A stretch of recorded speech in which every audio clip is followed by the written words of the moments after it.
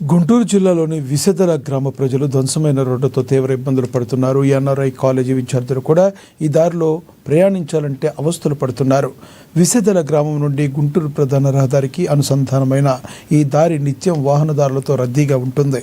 ప్రతినిత్యం ఈ రోడ్డుపై వాహనాలు తిరుగుతూ ఉండడంతో అడుగడుగునా గుంతలు ఏర్పడ్డాయి.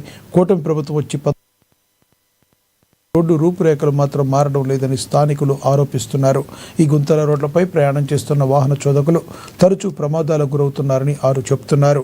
పెద్దగా ప్రమాదం జరిగే వరకు చూస్తూ ఉంటారా అని ఆవేదన వ్యక్తం చేస్తున్నారు. ఎమ్మెల్యే తెనాలి శ్రవణకుమార్ స్పందించి చొరవ తీసుకుని రోడ్డు మరమ్మతులు చేయించాలని స్థానికులు వేడుకుంటున్నారు.